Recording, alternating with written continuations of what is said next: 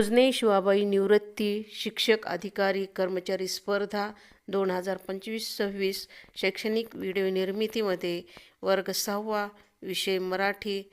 आज आपण इयत्ता 6वीची चौथी कविता गवत फुला रे गवत फुला ही कविता अभ्यासणार आहोत। या कवितेची कवी आहेत संत इंदिरा संत। कोण आहेत कवित्र्या? इंदिरा संत। या कवितेमध्ये कठीण शब्दार्थ नभ म्हणजे आकाश, हरकून जाणे, आनंदून जाणे, गोजिरवाणी, सुंदर, पराग, फुलातील कण, तळी, खालचा भाग। तर बघा, कवी इंदिरा संत एका मुलाच्या माध्यमातून, मुलगा पतंग उडवायला गेलेला आहे आणि त्या पतंग उडवायला कुठे गेले? त्यानं माळावरती गेलेले आहे।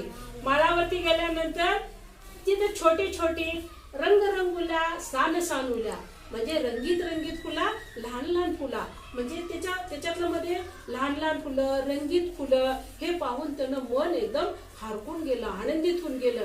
आणि आनंदित होऊन तिथंच बसला नाही, तर त्यानं काय केलं? पतंग उडवायला गेला होता मित्रासोबत, तर ते पतंगही विसरला, मित्राला पण विसरलाय आणि कुठे पाहू लागलाय? त्या फुलांकडे पाहू लागलाय।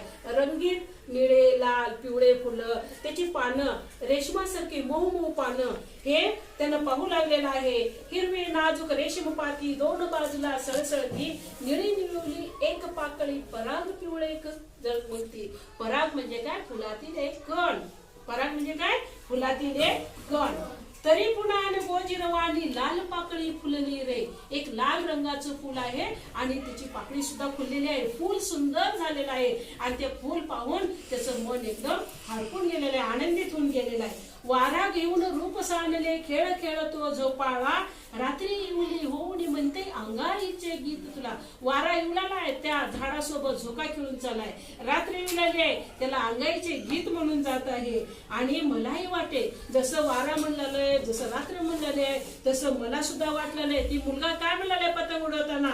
मला सुद्धा वाटे तुझ्यासारखंच मला सुद्धा लहान व्हावं वाटलेलं आणि तुझ्या संग वेगवेगळे खेळ खेळा वाटलेले, सगळे शाळा विसरून द्यावं, सगळं शाळा ही करावं आणि मला तुझ्यासोबत खेळा वाटलेले। काय काय खेळा वाटलेले? तुझी भाषा शिकावी, तुझी गोजिरी भाषा शिकुनी, गोष्टी तुला सांगाव्या, आभाळाशी हट्ट धरावा, खाऊ खावा तुझ्यासोबत म्हणाले। म्हणजे त्यानं शाळा विसरायचं, तुझ्यासोबत खेळायचं, तुझ्यासोबत गोष्टी शिकवायचं, तुझ्यासोबत जादूचे खेळ शिकवायचं आणि मला आभाळाशी हट्ट करावा वाटत आहे आणि हे आभाळा मला सुद्धा या फुलासारखंच हे दे, तुझाच खाऊ दे।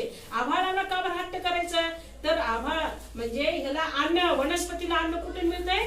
सूर्यप्रकाशातून मिळतंय आणि त्या आभाळामध्ये सूर्यप्रकाश असते आणि मला हे खाऊ घरचा नको आहे, आभाळाला गट्टी करावी आणि मला सुद्धा तसा खाऊ दे आणि मी तुझ्यासोबत सुद्धा रंगीत रंगीत कपडे घालतो आणि फुलपाखरासारखं डुलतो। तर आपल्याला ही कविता समजली?